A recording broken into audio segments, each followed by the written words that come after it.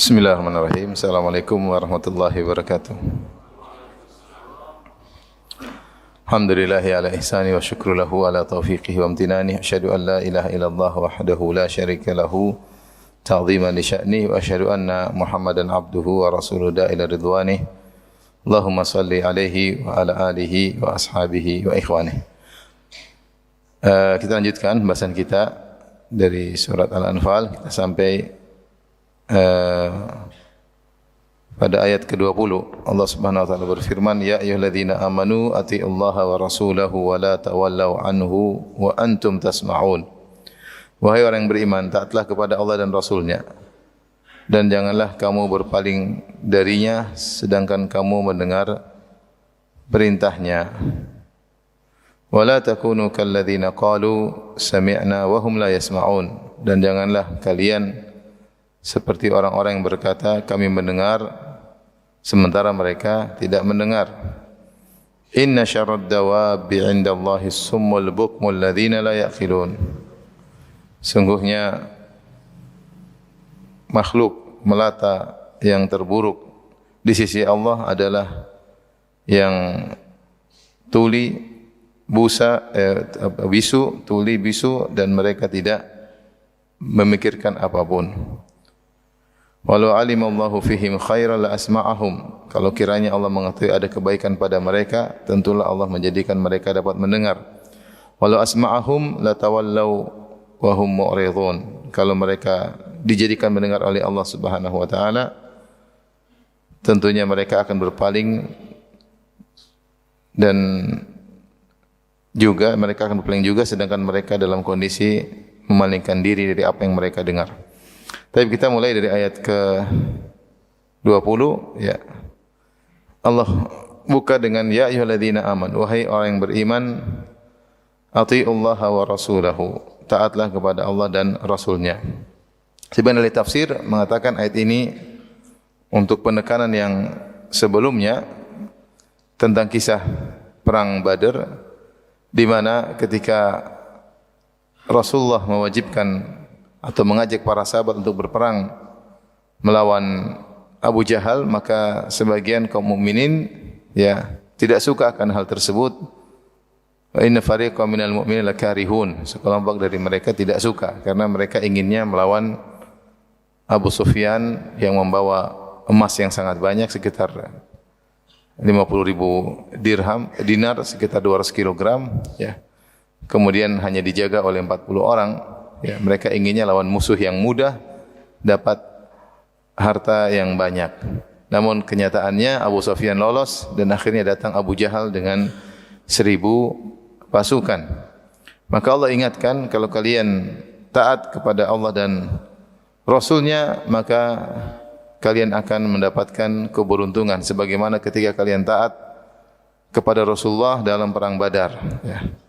Makanya Allah ingatkan ya ayyuhalladzina amanu. Konsekuensi dari orang yang beriman adalah atiiullaha wa rasulahu, taatlah kepada Allah dan Rasulnya. Wala tawallaw anhu, dan janganlah kalian berpaling dari Rasulullah, wa antum tasma'un, sementara kalian mendengar ya.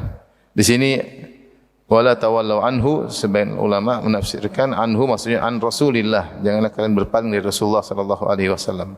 Tunduk saja, taat saja. Wa antum tasma'un, kalau kalian telah mendengar perintah Nabi, tunduk saja dan taat saja. Allah tidak mengatakan wala tawallaw anhuma, dan janganlah kalian berpaling dari Allah dan Rasulnya. Allah cukup mengatakan wala tawallaw anhu, jangan kalian berpaling dari Rasulullah, karena taat kepada Rasulullah adalah taat juga kepada Allah. Berpaling dari Rasulullah ya, juga berpaling dari Allah Subhanahu wa taala. May yuti'ir rasulah faqad ata Allah. Siapa yang taat kepada Rasulullah berarti dia telah taat kepada Allah Subhanahu wa taala. Ya. Ini penekanan bahwasanya perintah apapun yang datang dari Allah maupun Rasulullah yang kelihatannya berat, yang kelihatannya sulit, yang tidak sesuai dengan keinginan kita, ikuti saja. Ikuti saja. Ujungnya pasti indah.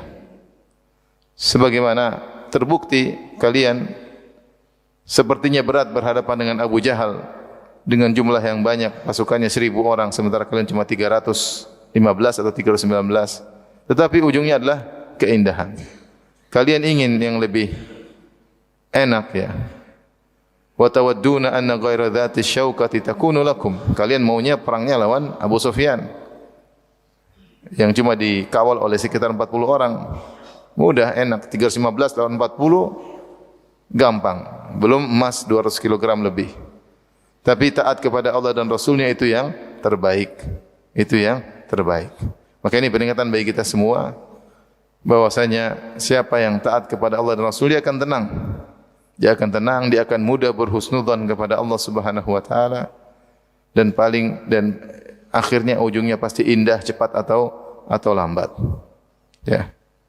Kenapa seorang susah untuk husnudzan kepada Allah ketika dia melanggar perintah Allah Subhanahu wa taala? Maka Allah ingatkan kembali, wahai orang yang beriman, konsekuensi dari kalian beriman adalah taat kepada Allah dan Rasul-Nya. Dan jangan sekali-sekali berpaling dari Rasulullah sementara kalian mendengar perintahnya. Setelah itu Allah ingatkan, jangan menjadi orang-orang berikut. Wala takunu kalladzina qalu sami'na wa hum la yasma'un. Janganlah kalian menjadi seperti orang-orang yang mengatakan kami mendengar sementara mereka tidak mendengar. Maksudnya apa? Mereka mengatakan kami dengar, tapi ternyata mereka tidak menjalankan. Wa hum la yasma'un maksudnya kami qalu sami'na, jangan seperti orang yang berkata kami mendengar, yaitu kami ngerti, wa hum la yasma'un, namun ternyata mereka sebenarnya tidak mendengar. Ini dua tafsiran di kalangan para ulama. Ada yang mengatakan maksudnya seperti orang-orang Yahudi yang mereka mengatakan sami'na wa asaina. Ya, sami'na wa asaina. Kami dengar tapi kami membangkang. Jangan seperti itu ya. Kami dengar, kami membangkang. Ada yang mengatakan jangan seperti sebagian orang-orang kafir dari golongan Bani Abdiddar yang mereka memahami perintah Nabi sallallahu alaihi wasallam, mereka tidak mau beriman. Mereka tidak mau beriman. Tidak ada yang beriman dari Banu Abdiddar bin Qusay bin Kilab dan seterusnya kecuali cuma dua orang, yaitu Mus'ab bin Umair dan salah seorang satunya ya. Saya lupa namanya apa, Suwaitah bin Harmal atau siapa. Sementara yang lainnya tidak beriman, kemudian mereka tewas dalam perang Uhud. Ya, karena ketika perang Uhud yang pegang bendera kaum musyrikin dari Bani Abdiddar. Sementara yang pegang bendera kaum muslimin adalah Mus'ab bin Umair.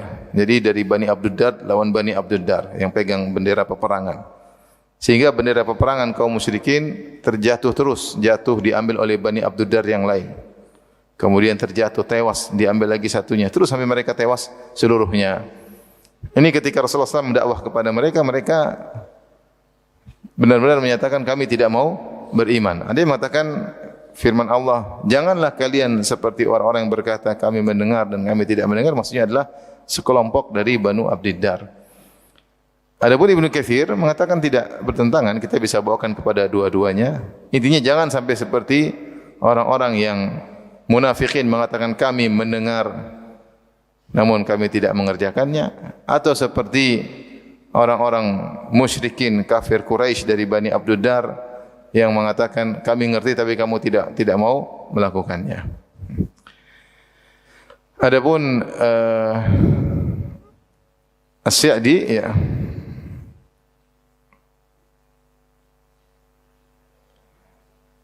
beliau berkata yaitu la taktafu bi mujarradid da'wa al-khaliyah allati la haqiqata laha, yaitu jangan sekedar ngomong tapi tidak ada praktek.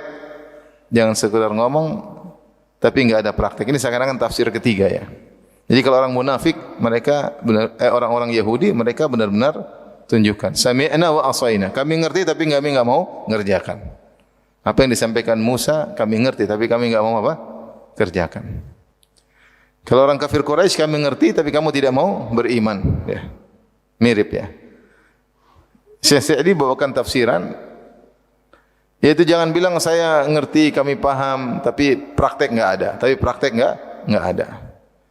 Maka ini juga adalah hal yang buruk, yaitu seorang mengatakan iya, ngerti, tapi praktek tidak ada ya. Maka kalau kita bilang, kalau kita praktekkan sekarang bagi kita, gitu, ngerti sunnah, tapi praktek enggak ada, aplikasi enggak ada. Ngaji Dijelasin, iya, ngerti. Faham, tapi enggak dikerjakan. Ini.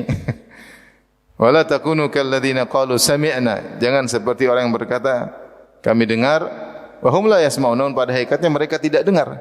Kenapa? Karena tidak ada praktek aplikasi dari apa yang mereka pahami. Isyarat bahwasanya kalau orang sudah paham harusnya dia mengerjakan. Ini teguran bagi kita semua. Betapa banyak perkara-perkara yang sudah kita pahami namun tidak kita aplikasikan. Kita tidak kerjakan. Kemudian Allah berkata, "Inna syarrad dawabi 'indallahi summul bukmul ladzina la yaqilun." Sungguhnya orang binatang yang seburuk-buruknya di atas muka bumi di sisi Allah, inna syarrad dawab, yaitu dawab maksudnya binatang melata, termasuk dalamnya adalah manusia. Sehingga sebenarnya mengatakan dawab dari dabah, yaitu yang melata di atas muka bumi, berjalan di sekitar bumi, termasuk hewan-hewan maupun manusia. Seluruh makhluk, manusia maupun hewan, yang paling buruk di sisi Allah adalah as-summul bukmul ladzina la yaqilun. Yang tuli, bisu, kemudian tidak berakal. Tuli bisu dan tidak berakal. Di sini mereka lebih buruk bahkan daripada hewan-hewan. Karena hewan-hewan ketika diciptakan diberikan pendengaran, penglihatan, tujuannya yaitu untuk makan, ya. Untuk makan, kemudian disembelih oleh manusia, dimakan oleh manusia. Tapi kalau manusia dikasih mata, dikasih telinga, dikasih akal, untuk apa? Untuk beribadah kepada Allah Subhanahu wa taala. Namun ternyata apa yang Allah berikan kepada mereka, penglihatan, pendengaran dan akal, tidak mereka gunakan untuk beribadah kepada Allah, sehingga mereka lebih buruk daripada hewan. Lebih buruk daripada hewan. Di dunia maupun di akhirat.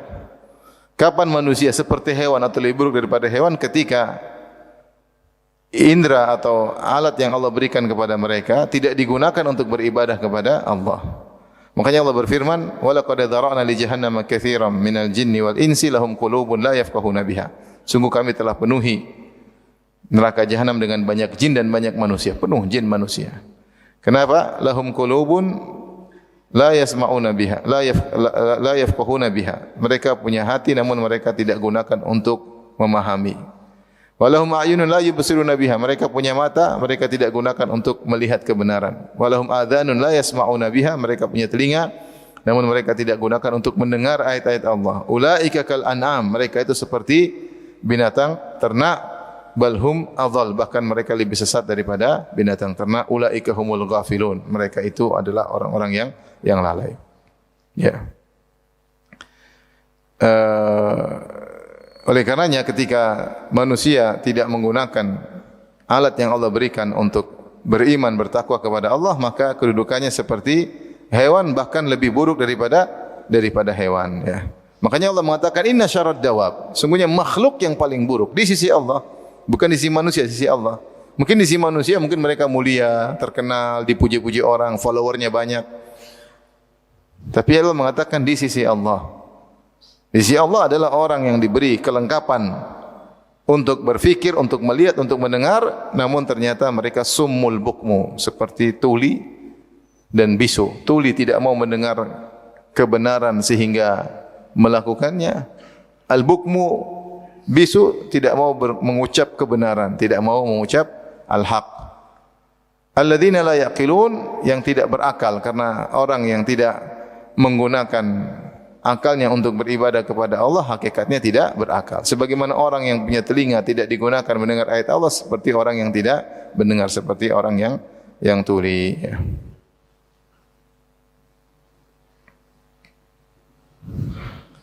Mereka gunakan untuk bersenang-senang aja.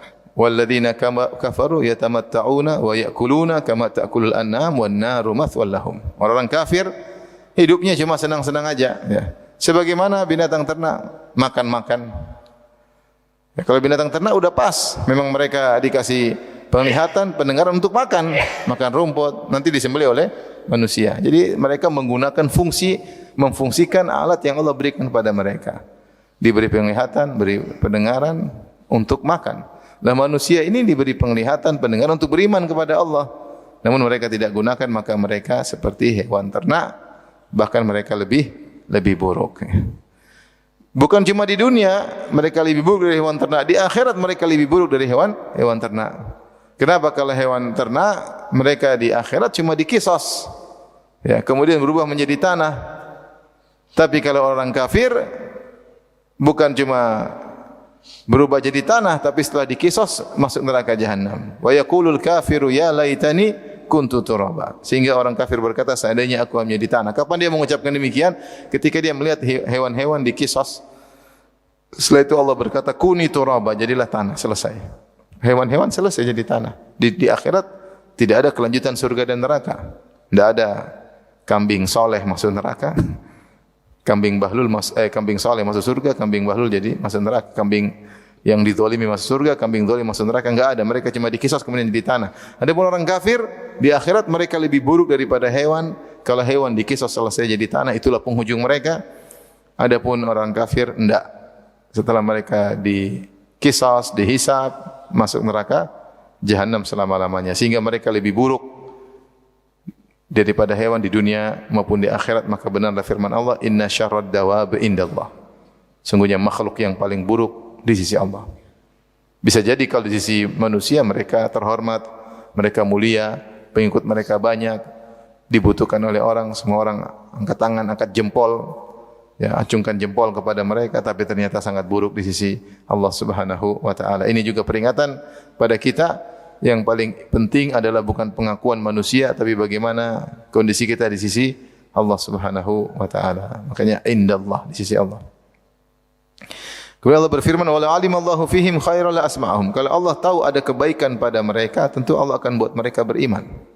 Asma'ahum maksudnya mereka nurut, mereka beriman. Ya, tapi karena tidak ada kebaikan sedikit pun pada diri mereka, maka Allah tidak mentakdirkan mereka beriman. Di sini khairan, ya,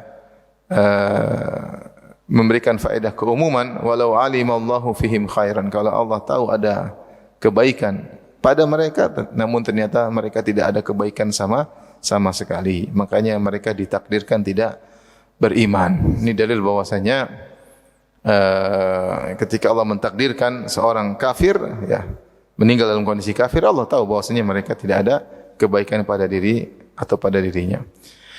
Walau asma'ahum latawallahum mu'ridun. Seandainya mereka pun dijadikan mendengar, memahami ayat-ayat Allah, ya, mereka tetap berpaling karena akhlak mereka yang buruk.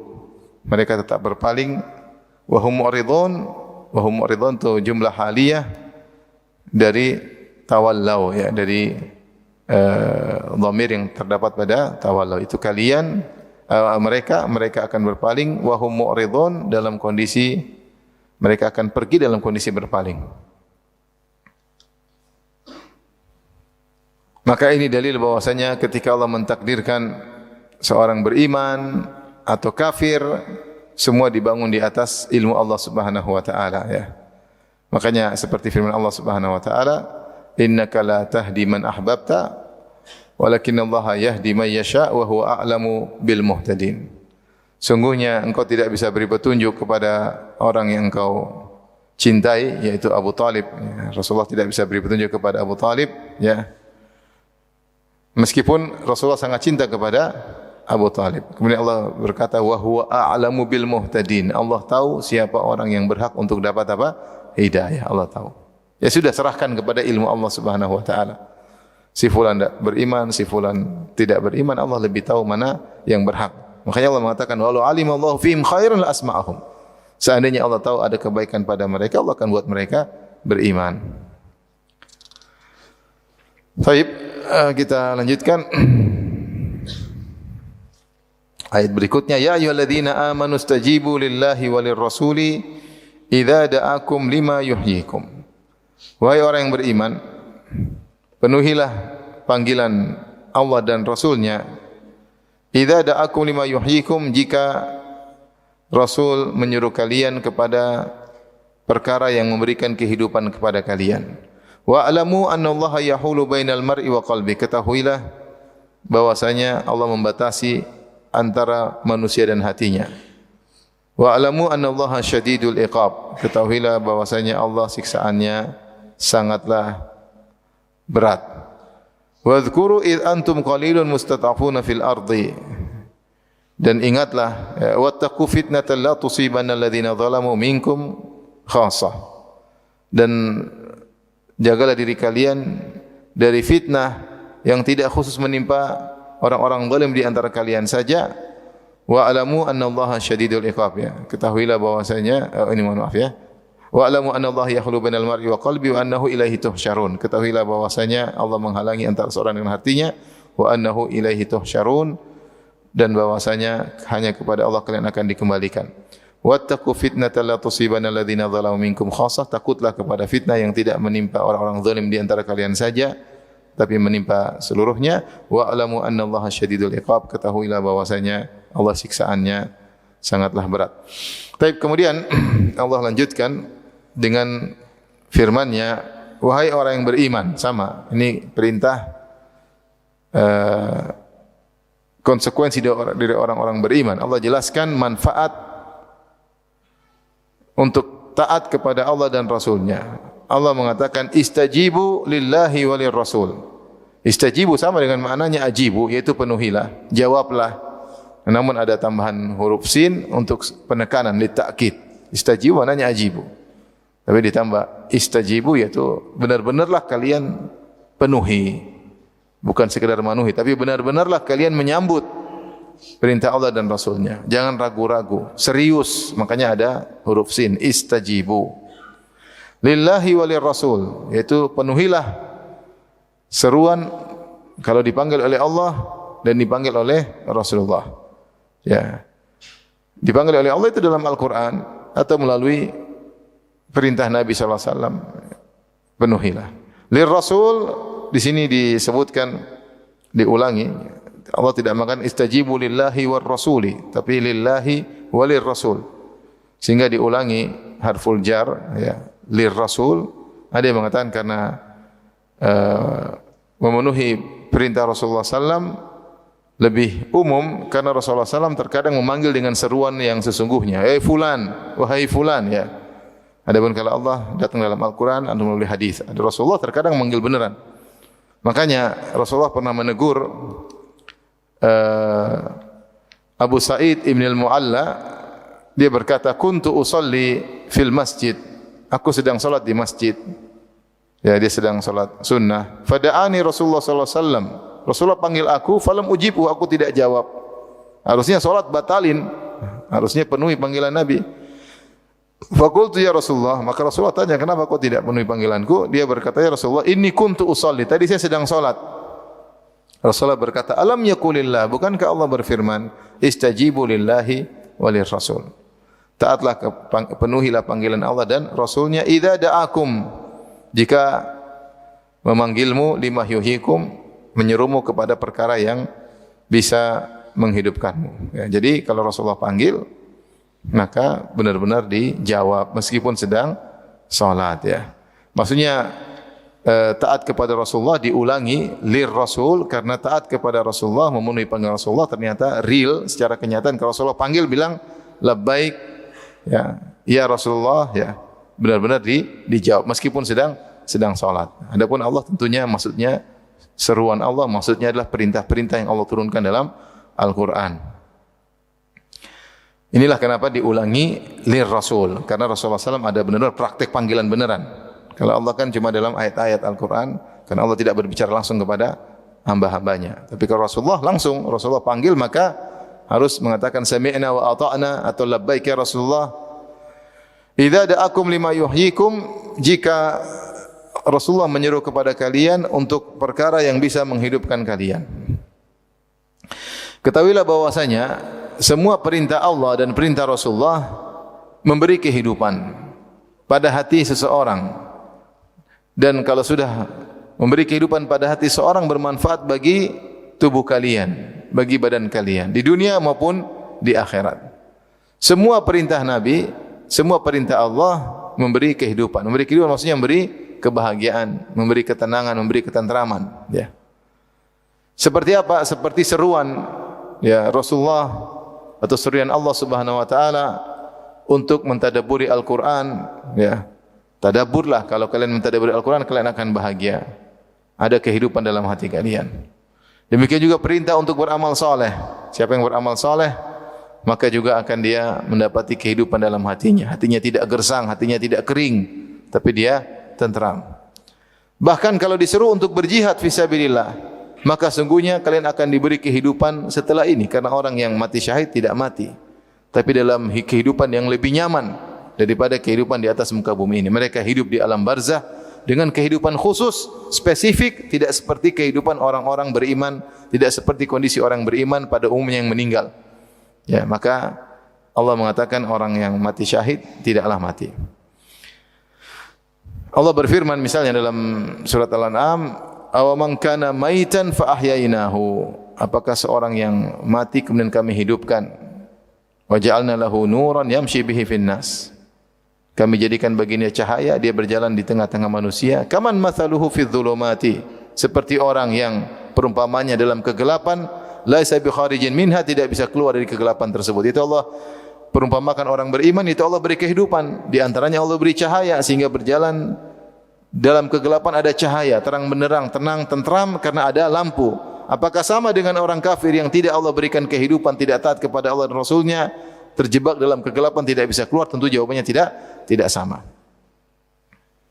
Allah juga berfirman, bagaimana kalau taat hati menjadi bahagia? Man amila salihan min dzakarin aw untha wa huwa mu'min falanuhyiyannahu hayatan thayyibah. Siapa beramal saleh, laki-laki atau perempuan, dalam kondisi beriman, falanuhyiyannahu hayatan thayyibah. Kami akan berikan kepada dia kehidupan yang baik, yaitu diberikan bahagia. Ada yang mengatakan diberikan qanaah. Kalau orang sudah qanaah dia pasti bahagia. Kapan orang tidak qanaah dia tidak bahagia. Di antara tafsir hayatan thayyibah, kehidupan yang baik, maksudnya seorang diberikan qanaah. Sementara kalau orang tidak beriman, hatinya tidak pernah qanaah, tamak, rakus, di tengah-tengah kekayaan dia tidak bahagia. Di tengah-tengah kehidupan yang berkecukupan dia tidak bahagia. Ya. Jadi ini semua ya, kalau kita perhatikan ajakan dari Allah Subhanahu wa taala ya, agar seorang ya taat kepada Allah dan Rasulnya ya. Allah berkata tadi kita di awal pengajian, "Atiiullah wa rasulahu wa la tawallaw anhu antum tasma'un." Taatlah kepada Rasulnya, jangan kalian berpaling. Lihat bagaimana kalian ketika perang Badar, kalian taat kepada Allah dan Rasulnya, akhirnya kalian mendapatkan kemenangan, keberhasilan, kesuksesan. Padahal kalian tidak suka melakukannya. Kalian pinginnya lawan Abu Sufyan. Tapi kalahkan hawa nafsu, kalahkan keinginan, Allah yang lebih tahu mana yang terbaik. Ketika Allah sudah perintah dan Rasul sudah perintah, pasti itu yang terbaik. Kemudian sekarang Allah ingatkan lagi, istajibu, yaitu ketika kalian mendengar perintah Allah, taatlah dengan semangat. Karena Allah tidak mengatakan ajibu, tapi istajibu, yaitu semangat, seriuslah dalam menjalankan perintah Allah dan Rasulnya. Kenapa? Karena seluruh yang diperintah oleh Allah dan Rasulnya akan berikan kehidupan kepada kalian. Pasti bahagia, pasti bahagia, pasti tentram. Makanya ini semua dalil. Cara termudah untuk bahagia, taat kepada Allah dan Rasulnya. Cara termudah untuk bahagia adalah taat kepada Allah dan Rasulnya. Mau jadi apapun kita, mau jadi pedagang, mau jadi sales, mau jadi pejabat, mau jadi mungkin tukang cleaning service, apapun, mau jadi apapun. Kalau taat kepada Allah Rasulnya pasti bahagia. Kenapa kita tidak bahagia ketika kita tidak taat kepada Allah dan Rasulnya? Ya. Yang kasih bahagia kan Allah Subhanahu wa taala. Tadi dalil yang kita sebutkan. Bahkan kalaulah seandainya Allah dan Rasulnya menyeru untuk jihad, seakan-akan menghancurkan tubuh kita. Tidak apa-apa, kalian mati, kalian akan berpindah pada kehidupan yang lebih bahagia, yaitu di alam barzakh. Allah berfirman, "Wala tahsabanna alladhina qutilu fi sabilillahi amwatan bal ahya'un 'inda rabbihim yurzaqun." Janganlah engkau menyangka orang-orang yang dibunuh di jalan Allah mati, justru mereka hidup, diberi rizki di sisi Allah Subhanahu wa taala. Disebutkan orang yang mati syahid, maka ruh mereka dalam burung, yang burung tersebut berterbangan di surga ya. Kenapa dikasih burung? Kata para ulama, karena mereka telah mengorbankan raga mereka, jasad mereka maka mereka dibalas di alam barzah dengan Allah kasih raga pinjaman, yaitu raga burung, ruhnya dalam burung tersebut. Kemudian mereka mulai menikmati surga, tapi kenikmatan tersebut belum sempurna. Baru sempurna ketika raga mereka dikembalikan, mereka masuk dalam jasad mereka sungguhnya nanti pada hari kiamat. Tapi mereka sekarang sedang bahagia, sudah terbang ke sana kemari di surga, namun menggunakan fisik burung, ya, fisik burung. Ini tidak sama dengan keumuman kaum mukminin, ya, yang meninggal, ya. Oleh karenanya taatlah kepada Allah dan Rasulnya, maka kita akan bahagia. Jadi hidup ini taat, perintah lakukan, larangan tinggalkan, udah bahagia. Jangan coba-coba melanggar. Orang melanggar tidak bahagia. Orang minum khamar tidak bahagia, orang berzina tidak bahagia, orang suka nonton film tidak bahagia, orang suka musik tidak bahagia, tidak bahagia. Bahagia itu apa? Jalankan perintah, tinggalkan apa? Larangan. Antum bangun malam bahagia, salat 5 waktu di masjid bahagia, baca Quran bahagia, kita sudah rasakan. Coba kita seorang mulai mencoba maksiat, pasti sengsara. Mulai sibuk nonton film Korea misalnya. Dia pasti sudah hatinya sudah berubah, tidak seperti kebahagiaan sebelumnya. Kebahagiaan Allah cabut. Mulai kehidupan rumah tangganya buruk. Mulai sering melihat cewek-cewek cantik, istrinya jadi kelihatan jelek. Ya. Padahal istrinya cantik. Apalagi kalau lampu mati. Mulai lihat yang cantik-cantik, istri mulai tidak kelihatan cantik. Mulai sengsara, kebahagiaan Allah cabut. Allah cabut. Lihat orang yang berzina, tidak bahagia. Mulai dia merasakan kelezatan tapi kecanduan, cari lagi, tidak pernah bahagia. Tidak ada qanaah, Allah cabut qanaah dari hatinya. Sementara sebagian orang mungkin istrinya pas-pasan, dia juga pas-pasan, tapi dia senyum, tentram, bahagia. Jadi intinya Allah mengatakan semua yang Allah perintah dan Rasulullah perintah itu memberikan kehidupan bagi dirimu. Setelah itu Allah berfirman, wa'lamu annallaha yahulu bainal mar'i wa qalbihi. Ketahuilah bahwasanya Allah menghalangi antara kalian dengan seorang dengan hatinya. Hala yahulu maksudnya menghalangi. Seperti firman Allah, wa hala bainahumul mauj wa hala bainahumal mauju fa kana minal mughraqin. Maka ada ombak yang menghalangi antara Nuh dengan anaknya. Nabi Nuh sedang mendakwai anaknya, tahu ada hala bainahumal mauj, ada ombak yang menghalangi, akhirnya fa kana minal mughraqin, anaknya pun tenggelam. Tapi apa maksudnya Allah menjadi penghalang antara seorang dengan hatinya? Maka di sini dua tafsiran. Tafsiran pertama, minoritas ahli tafsir mengatakan bahwasanya Allah sangat tahu isi hati kalian. Allah sangat tahu isi hati kalian, detail-detail keinginan kalian. Ya alimum bidzati sudur, Allah tahu tentang isi dada kalian. Maka waspada kalian ketika menyambut perintah Allah atau tidak, kalian mau nurut atau tidak, bagaimana sikap kalian ketika memenuhi perintah Allah, Allah tahu. Maksudnya kalau ada seruan azan, Allahu Akbar, Allahu Akbar, Allah tahu bagaimana hati kalian ketika menuju masjid. Malas-malasan atau serius, Allah tahu. Dan karena di balik itu Allah akan berikan pahala sesuai dengan hati kalian. Allah tahu isi hati kalian dengan detail. Allah tahu ketika kalian misalnya kondisi dalam melakukan ketaatan atau meninggalkan larangan. Allah tahu isi hati kalian. Karena hati orang berbeda-beda. Ketika menjalankan perintah berbeda-beda. Meskipun kelihatannya sama tapi isi hatinya berbeda. Allah tahu tentang isi hati kalian. Maksudnya hati-hati, maka ketika kalian istajibu, taat kepada Allah serius. Karena istajibu mengkonsekuensikan kalian serius ketika menjalankan ketaatan. Dan keseriusan kalian diketahui oleh Allah. Dan di balik pengetahuan Allah tentang keseriusan kalian atau tidaknya, maka akan ada pahala. Wa'lamu annallaha yahulu bainal mar'i wa qalbihi wa annahu ilaihi tuhsyarun. Ketahuilah Allah mengetahui isi hati kalian, detail-detailnya, dan ketahuilah hanya kepada Allah kalian akan dikembalikan untuk diberi balasan sesuai dengan kondisi hati kalian ketika menjalankan ketaatan atau meninggalkan larangan. Ini maksudnya seorang serius. Kalau orang solat, beda antara orang khusyuk dengan enggak khusyuk. Meskipun satu, kata Ibn Taimiyah rahimahullah, meskipun satu saf berdampingan, bisa jadi pahala mereka antara langit dan bumi. Allah tahu ketika seorang baca Quran, antara orang baca Quran dengan hatinya serius, tadabbur, dengan orang pikirannya kemana-mana. Sama-sama dapat pahala, tapi berbeda antara satu dengan yang lainnya. Allah tahu seorang umrah atau haji, yang satunya Ikhlas, satunya riya. Allah tahu atau tidak? Allah tahu. Allah tahu ketika seorang berdakwah niatnya karena Allah, karena duniawi, Allah tahu. Karena Allah yahulu bainal mar'i wa qalbih. Ya. Antara hati seorang dengan orang tersebut ada Allah di situ. Maksudnya Allah tahu tentang segala hal. Ini tafsiran pertama, tapi tafsiran minoritas ahli tafsir. Kebanyakan ahli tafsir menafsirkan tafsiran yang kedua, wa'lamu anna Allah yahulu bainal mar'i wa qalbi, maksudnya ancaman. Maksudnya yaitu hati-hati. Kalau kau tidak taat kepada Allah dan Rasulnya, Allah bisa menghalangi engkau dari keimanan. Kau ingin beriman tidak bisa, kehalang oleh Allah Subhanahu wa taala. Sehingga engkau akan menjadi lebih parah. Dan ini seperti firman Allah Subhanahu wa taala, wa nuqallibu afidatahum absarahum kama lam yu'minu bihi awwala marrah wa nadharuhum fi tughyanihim ya'mahun. Kata Allah, kami bolak-balikkan, kami palingkan hati mereka dan mata mereka sebagaimana mereka tidak beriman di awal kali. Artinya, kalau kau tidak taat sekarang, dampaknya bisa efeknya panjang. Setelah itu kau tidak beriman lagi seterusnya. Hati-hati.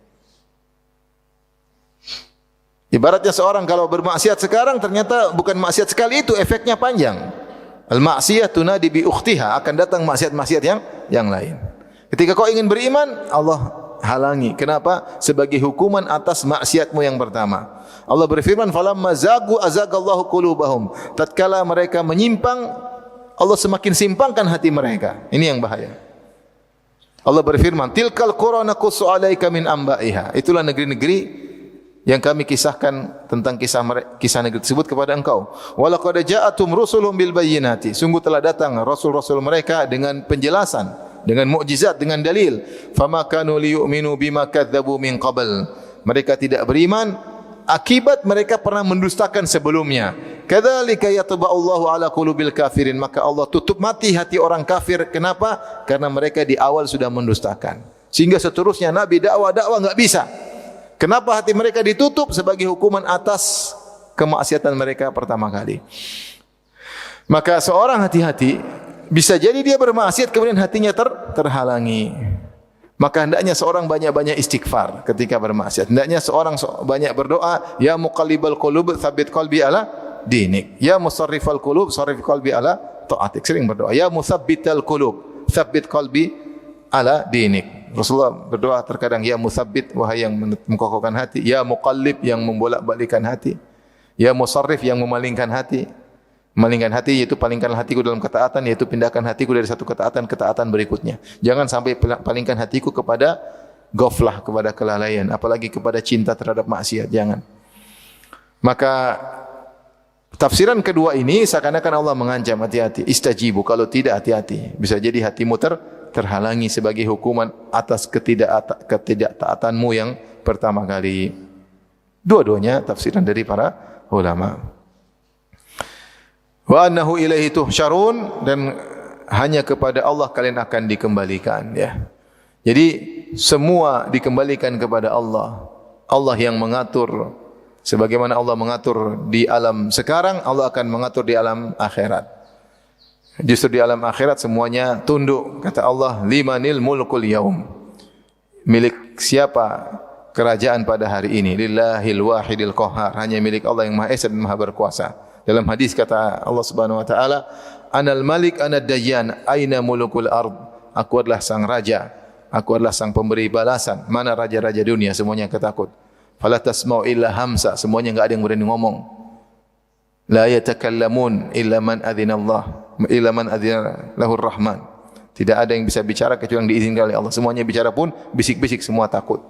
Makanya di antara konsekuensi rububiyah, meyakini hanya Allah yang membangkitkan dan mengatur kejadian pada hari kiamat kelak. Semua yang ngatur Allah, hari kebangkitan, sidang, hisab, mizan, sirat, neraka, surga.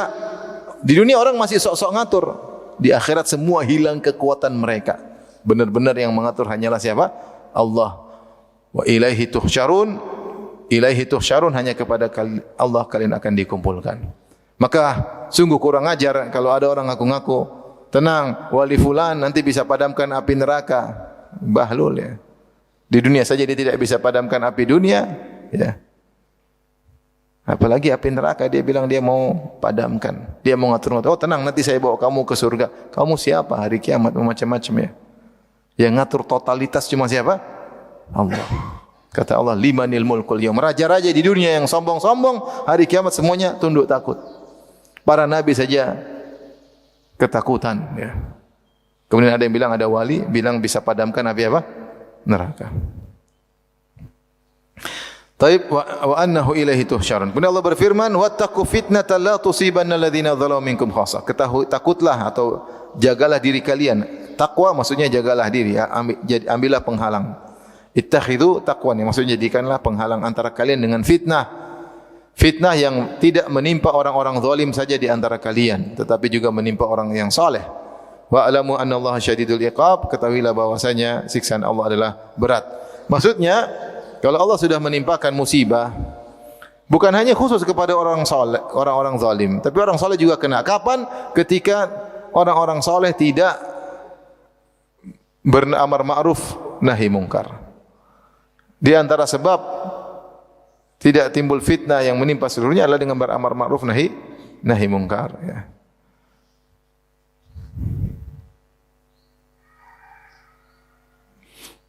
Dalam hadis dari Nu'man bin Bashir radhiyallahu anhu, Rasulullah SAW beri perumpamaan.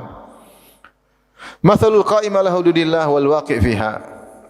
Kamathali qaumin istahamu ala safinatin fa asaba ba'dhum a'laha wa ba'dhum asfalaha. Ya, itu perumpamaan tentang orang yang menjalankan berdiri di atas aturan Allah dan orang yang melanggar aturan Allah. Seperti penghuni kapal, mereka berundi, akhirnya ada yang di atas kapal, ada yang di bawah kapal. Fakana alladziina fi asfaliha idza istaqau minal ma' marru ala man fawqahum faqalu law anna kharaqna fi nasibina kharqan wa lam nu'dhi min man fawqana, ya. Adapun orang-orang yang di bawah, ya, ketika mereka mendapat air, mereka naik ke atas, mereka ambil air untuk air minum. Akhirnya mereka ambil air, mereka ke atas, mereka lewat orang yang di atas. Akhirnya ketika mereka punya ide, kata mereka, udahlah, daripada susah kita ke atas ambil air, kita bolongin aja dari bawah, sehingga kita tidak ganggu orang di atas. Kita mau ambil air, ke atas dulu ambil air, ambil atas ambil air lagi, ngapain? Ini udah kita bolongin dari bawah aja. Langsung aja kapalnya dibolongin, sehingga kita enggak perlu lewat ke atas ganggu orang. Fa in yatrukuhum wa ma aradu halaku jami'an. Kalau yang di atas tidak tegur, maka mereka akan tenggelam seluruhnya. Wa in akhadhu ala aidihim najau. Tapi kalau yang di atas tegur jangan, maka mereka akan selamat. Wa najau jami'an, dan mereka semuanya akan selamat. Ini perumpamaan antara orang yang melakukan maksiat dengan orang yang tidak menegur. Kalau tegur, maka mereka semua selamat. Tapi kalau tidak ditegur, maka mereka semua akan apa? Binasa. Maka seorang berusaha untuk menegur. Kecuali kondisi sudah tidak memungkinkan, ditegur enggak ada faedahnya, saat itu maka seorang sibuk dengan dirinya. Makanya Abu Bakar pernah memuji Allah dan menyanjungnya. Kemudian Abu Bakar berkata, "Ya ayuhan nas, innakum taqra'una hadhil ayah." Wahai manusia sekalian, kalian baca ayat ini, kalian salah paham. Wa tad'unaha ala ghairi mawdhi'iha. Kalian meletakkan pemahaman ayat ini tidak pada tempatnya. Ya ayyuhalladzina amanu alaikum anfusakum la yadhurrukum man dhalla idza tadaitum. Wahai orang yang beriman, hendaknya kalian mengurus diri kalian dan tidak memberi mudarat kepada kalian orang yang tersesat, ya. Kalian menyangka tidak usah beramal nahi mungkar. Kalian memahami ayat tersebut sudah masing-masing diri sendiri, tidak usah ngurus orang. Kata Abu Bakar, kalian salah paham. Wa inna sami'na an-nabiy sallallahu alaihi wasallam yaqul. Sungguhnya kami mendengar Rasulullah SAW bersabda, "Innan nasa idza ra'au dzalima falam ya'khudhu ala yadayhi." Sungguhnya manusia, kalau masyarakat ada melihat orang zalim kemudian tidak dilarang, au syaka an ya'ummahumullahu biiqab, maka Allah akan menimpakan hukuman kepada mereka seluruhnya. Jadi kata Abu Bakar, tetap harus beramal nahi mungkar. Kecuali kalian sudah beramal nahi mungkar, tidak ada faedahnya, sudah sibuk dengan diri kalian. Yang penting kalian sampaikan, kalian jelaskan. Orang tidak mau dengar, bukan urusan kalian. Tapi kalau orang masih mau dengar, terus. Kalau kalian sudah sampaikan, orang enggak mau dengar, ya sudah, mau apa nih? Tetap aja disampaikan, maka ya mereka berbuat kesesatan, tidak akan beri mudarat kepada kalian. Jadi ini perintah tentang beramar ma'ruf nahi mungkar. Kita harus saling nasihat menasihati, dan disebutkan dalam surat Al-Asr, tidaklah seorang selamat dari kerugian kecuali beramar ma'ruf nahi mungkar. innal insana lafi khusr. Setiap manusia, seluruh manusia dalam kerugian. Kecuali siapa? Alladzina amanu wa amilus solihat wa tawassaw bil haq, saling menasihat dalam kebenaran, wa tawassaw bis sabr, dan saling menasihat dalam kesabaran. Ini amar ma'ruf nahi munkar. Makanya kita ini harus punya budaya saling menasihati. Di kompleks Jami'ur Rahman ini harus saling menasihati. Jangan dibiarkan ada yang begini, udah biarin aja. Enggak boleh. Enggak boleh. Harus saling menasihati. Enggak usah pekewu-pekewu kalau nasihati orang. Tentu dengan cara yang baik, bukan cara yang kasar. Tentu dengan penuh lemah lembut seperti dokter yang sedang mengobati orang sakit, pasien. Maka dengan lemah lembut gimana dia bisa sadar. Bukan hanya sekedar menyampaikan dalil, ngamuk-ngamuk. Bukan itu maksudnya beramar ma'ruf nahi munkar. Tapi ibarat seperti dokter yang sedang ngurusin apa? Pasien. Maka dia caranya bagaimana supaya pasien ini sembuh. Kalau ada saudara kita di sini misalnya melakukan kesalahan, caranya bagaimana? Baik, didatangi. Bukannya kau udah ngaji lama kok kayak gini, enggak gitu ya. Cara yang baik bagaimana dia bisa sadar. Tapi kalau seorang dibiarin akan menjalar, akhirnya kampung bisa rusak. Jangan pekewa-pekewu kalau urusan menegur, tegur aja. Enggak enak. Udah masing-masing lah. Ini salah. Kata Abu Bakar, kalian tidak menempatkan ayat pada tempatnya.